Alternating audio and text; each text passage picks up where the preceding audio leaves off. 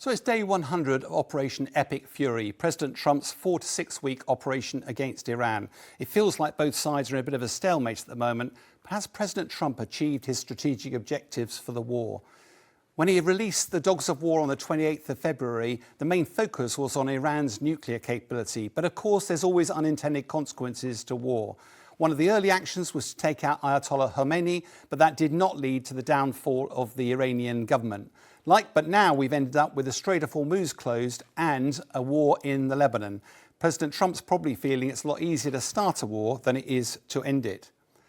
So let's look at the US strategy and their objectives for the war. The main objectives were to stop Iran developing its own nuclear weapon, to stop it delivering that nuclear weapon with ballistic missiles, and to stop it threatening its neighbours. Its military campaign, therefore, was utterly focused on the nuclear facilities and also air defence systems and a number of other military sites around Iran. Now, Iran, in retaliation, would have known it's no match militarily, but what it did instead was target American military facilities in the region, but also target some of the infrastructure of the Middle East countries. That feels counterintuitive, but one of the reasons they did that was they knew the Middle East countries would put more pressure on America to bring the war to an end. Another consequence of the war has been the closure of the Strait of Hormuz. Now, before the war started, this shouldn't have been a surprise. When I was in the military, we used to war game this.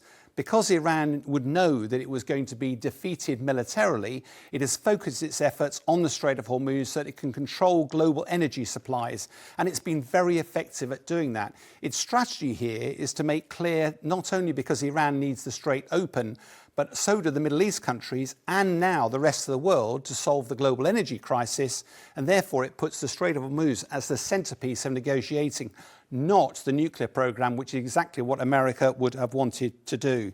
What is also fascinating, of course, is that Iran has said that when the war is over, that they also intend to control some of the Strait of Hormuz. In fact, they've released this map showing where that proposed area would be. Now, America said this is completely unacceptable, but the harsh reality is that the Strait of Hormuz was not an issue before the war. It certainly is now. So one of the other consequences of this war has been a war within a war. It's Israel tackling the Iranian proxy Hezbollah here in the Lebanon. Now, at the start of the war, Israel and America were lockstep together, focused on Iran's nuclear capability. But as the weeks turn to months, Israel's attention has turned dramatically towards Hezbollah in the Lebanon. Prime Minister Netanyahu is seeing this as a once-in-a-generation opportunity to deal with that proxy group. What is interesting in the past, the way they've addressed that is create a buffer zone up towards the Litani River. But at the moment, it looks like Israeli ambitions go beyond that, potentially up to the Zahrani River. But as we speak, earlier on today, we've heard that there are reports of Israeli strikes at Beirut, even though there's a ceasefire been in place since the 4th of June, all of which risk compromising the peace talks that are going on between President Trump and the Iranians. So has President Trump achieved his strategic objectives? Well, there's no evidence so far that Iran is prepared to negotiate around its nuclear weapons, and no progress appears to have been made.